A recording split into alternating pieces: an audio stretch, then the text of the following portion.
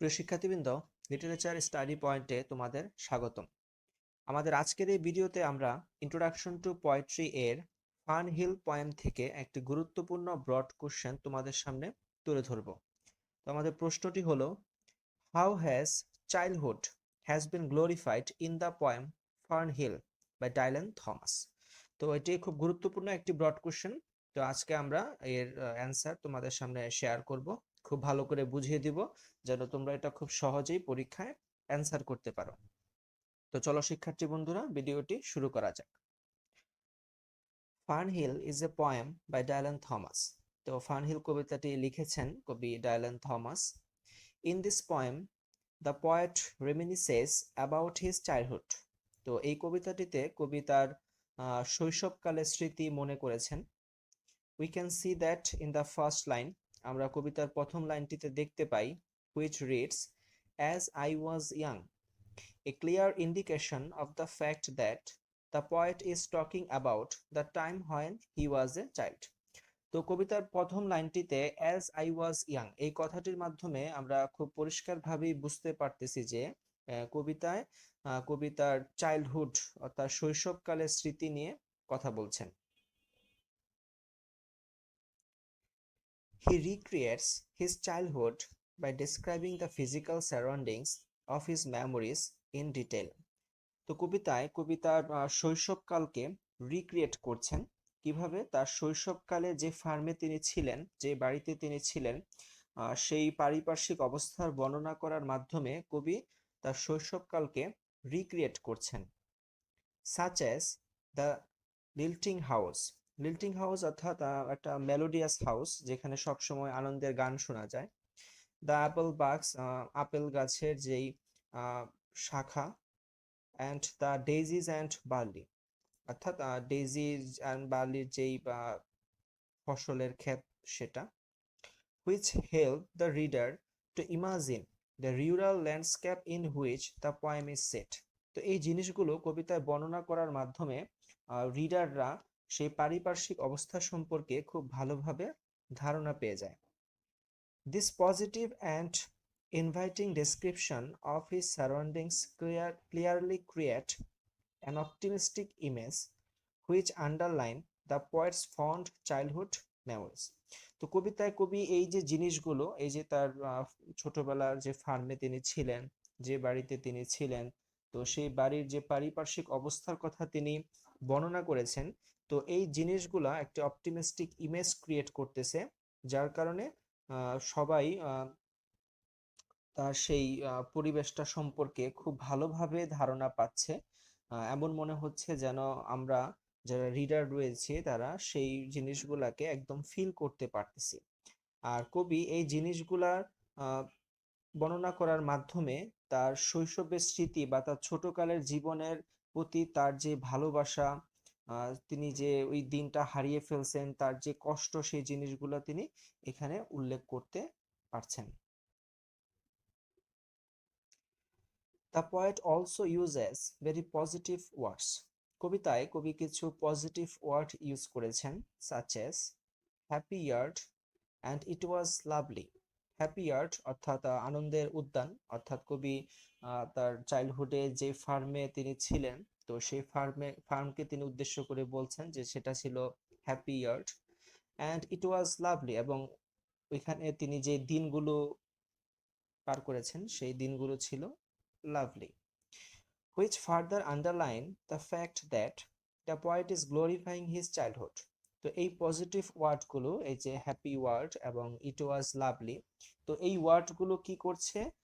কবিতার চাইল্ডহুডকে আরো গ্লোরিফাই করছে। ঠিক আছে, এখানে হ্যাপি ইয়ার্ড বলতে কবি বুঝিয়েছেন যে তিনি যে ফার্মে ছিলেন, তো সেই উদ্যানটা ছিল হ্যাপি ইয়ার্ড। আর ইট ওয়াজ লাভলি অর্থাৎ তিনি যে দিনগুলো পার করেছেন সেখানে, সেই দিনগুলো ছিল খুব লাভলি। তো এই পজিটিভ ওয়ার্ডগুলো ইউজ করার মাধ্যমে কবি তার যে চাইল্ডহুড ছিল তা আরো গ্লোরিফাই করেছেন। In addition to describing the surroundings, তো কবিতায় কবি তার ফার্মের যে সারাউন্ডিংস ছিল তা বর্ণনা করার সময় the poet also recreates his happy childhood memories. তো তখন তিনি তার যে শৈশবকালের আনন্দময় স্মৃতি তা তিনি রিক্রিয়েট করেছেন, তা তুলে ধরেছেন। বাই ডিসক্রাইবিং হিজ অ্যাক্টিভিটিস, তার বিভিন্ন কর্মকাণ্ড বর্ণনা করার মাধ্যমে তিনি তার শৈশবের আনন্দময় ঘটনাগুলো বর্ণনা করেছেন। অন দ্য ফার্ম, ফার্মে যে ঘটনাগুলো তিনি করেছেন। হি টেলস আস দ্যাট, তিনি বলেছেন যে he was singing and that time let him play, যে তিনি সে ফার্মে থাকাকালীন আনন্দের গান গাইতেন এবং সময় তখন তাকে খেলার সুযোগ করে দিত। The poet tells us that he use to engage in imaginative play by pretending to be a huntsman and horseman. তো কবি বলছেন যে ফার্মে থাকাকালীন তিনি কল্পনাতীত এক ধরনের খেলা খেলতেন, সেটা হলো সবুজ ঘাসের মধ্যে গরু নিয়ে খেলা, যেটা আসলে রাখাল বালকরা যেভাবে খেলে সেভাবে আর কি। তো এরকম একটা কল্পনাতীত খেলাও তিনি খেলতেন। These are all activities that a reader would easily associate with a happy childhood. তো এই অ্যাক্টিভিটিগুলো কবি এখানে বর্ণনা করছেন যেন রিডাররা খুব সুন্দরভাবে তার সেই হ্যাপি চাইল্ডহুড সম্পর্কে বুঝতে পারেন। Therefore, these descriptions further help the reader to imagine the poet as a child.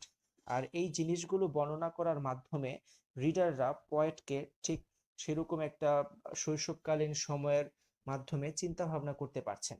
রিডাররা idea করতে পারছেন বা তারা এরকম ইমাজিন করতে পারছেন যে কবি এই এই জিনিসগুলো তার চাইল্ডহুডে করেছেন।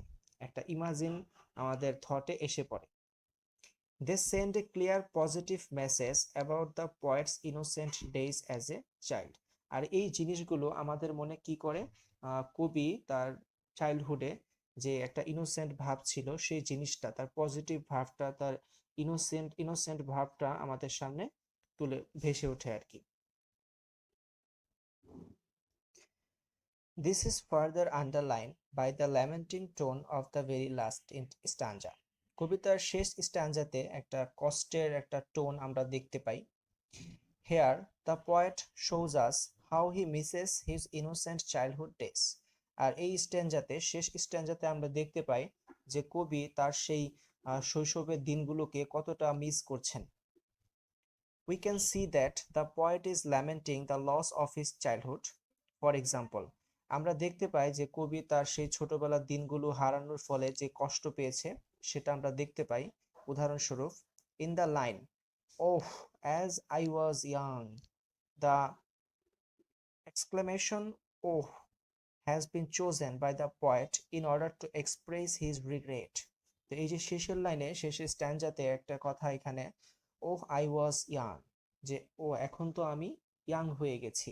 তো এই যে ওহ কথাটি দ্বারা কবি এখানে এক্সপ্রেস করছেন তার রিগ্রেট, অর্থাৎ তিনি যে তার শৈশবকাল হারিয়ে ফেলেছেন, তো সেই হারানোর যে দুঃখ, যে কষ্ট, সেটা তিনি এখানে প্রকাশ করেছেন। This highlights the poet's fond and glorified memories of his childhood. আর এই জিনিসগুলোই কবির যে চাইল্ডহুড, সেই চাইল্ডহুডটাকে হাইলাইট করছে এবং তিনি যে তার সেই চাইল্ডহুডটাকে কতটা মিস করছেন বা তার চাইল্ডহুডটাকে তিনি যে কতটা ভালোবাসেন তা তিনি এখানে প্রকাশ করেছেন। শেষে আমরা বলতে পারি যে কবিতায় কবি প্রথমে তার ছোটবেলায় তিনি যে ফার্মে ছিলেন, তো সেই বাড়িটি এবং সেই বাড়ির পারিপার্শ্বিক অবস্থা সম্পর্কে বর্ণনা করেছেন এবং তারপরে তিনি ফার্মে যেই অ্যাক্টিভিটিগুলো করতেন, যেভাবে তার শৈশবকাল কাটিয়েছেন, সেই ঘটনাগুলো বর্ণনা করার মাধ্যমে তিনি তার যেই চাইল্ডহুড আছে তা গ্লোরিফাইড করেছেন। তো এই ছিল শিক্ষার্থীবৃন্দ, how has childhood has been glorified in the poem Fern Hill by Dylan Thomas, এই প্রশ্নটির সমাধান। আশা করি তোমরা খুব ভালো করে বুঝতে পেরেছ। তোমাদের যদি কোনো প্রশ্ন থাকে অবশ্যই কমেন্ট করে জানাবে। আর ঠিক এইভাবেই আমরা অন্যান্য ব্রড কোশ্চেনগুলো তোমাদের সামনে খুব সুন্দর করে তুলে ধরার চেষ্টা করব। ততক্ষণ পর্যন্ত আমাদের সাথেই থাকো। আমরা ধারাবাহিকভাবে একের পর এক এভাবে সব প্রশ্নের সমাধান তোমাদেরকে দিয়ে দিব।